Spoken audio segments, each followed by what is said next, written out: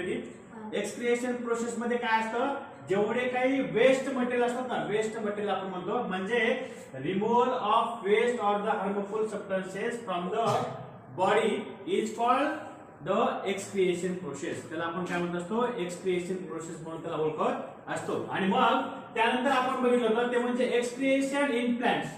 Plants मध्ये excretion process कशा प्रकारे होत असते, तर फर्स्ट पॉइंट आपण दिला होता तो म्हणजे excretion is a simple process in plant. म्हणजे आपण जर अॅनिमलचं एक्सक्रिएशन जर बघितलं तर अॅनिमलच्या एक्सक्रिएशन पेक्षा एक्सक्रिएशन इन प्लांट हे कसं असतं, एकदम सिंपल असतं है ना. आणि अॅनिमलचं जे असतं ते थोडंसं कॉम्प्लिकेटेड म्हणतो आपण किंवा कॉम्प्लेक्स असतं असं आपण म्हणतो. आणि मग त्यानंतर पुढचा होता second point excretion in plant मध्ये, तो म्हणजे there is no special organ or the system for excretion in plant. Excretion in plant मध्ये कुठल्याही प्रकारचं एखादा स्पेशल ऑर्गन किंवा एखादा स्पेशल ऑर्गन सिस्टीम आपल्याला बघायला मिळत नाही.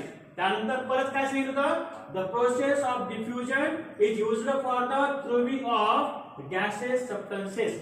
सम types of the gases are exchange in the plant. Plant मध्ये काय होतात रे, काही गॅसेस एक्सचेंज होतात. म्हणजे आपल्याला माहिती आहे काय होतं, प्लांट काय करतात, हवेमधून किंवा वातावरणामधून ते काय घेत असतात, कार्बन डायऑक्साईड घेतात आणि नंतर ते बॉडीच्या बाहेर काय टाकतात, ऑक्सिजन टाकत असतात प्लांट.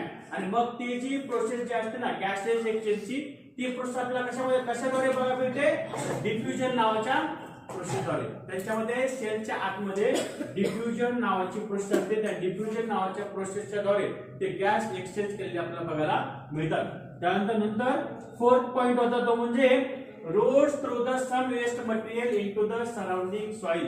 त्या झाडांच्या भोवती जे त्यांचे रूट्स असतात त्या रूट्सच्या द्वारे सुद्धा ते काही वेस्ट पदार्थ काय करतात, त्यांच्या मातीमध्ये सोडून देतात. आणि त्यानंतर पाचवा होता आपला तर आपण म्हणतो some waste materials are stored in wall out and hold xylem in the form of the resins and gums.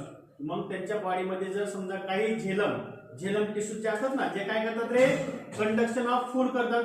तर फूडचं कंडक्शन करणारे जर झेलम टिश्यू जर ओल्ड झाले तर ओल्ड झाल्यानंतर ते त्यांच्या बॉडीच्या बाहेर रेजिन किंवा गमच्या द्वारे, त्याला आपण म्हणतो ते झाडांचा चिक वगैरे असतो ना, रेजिन्स किंवा गम्स म्हणजे काय रे, डिंकच्या मार्फत किंवा रेजिन्सच्या मार्फत ते झाडांच्या बाहेर किंवा त्या प्लांटच्या बॉडीच्या बाहेर टाकले जात असतात. अशा प्रकारची सगळी प्रोसेस जी होती ना ती आपण कोणती बघितली होती, excretion in plant process. Plant process मध्ये एक्सक्रिएशन अशा प्रकारे होत असतं. ठीक आहे.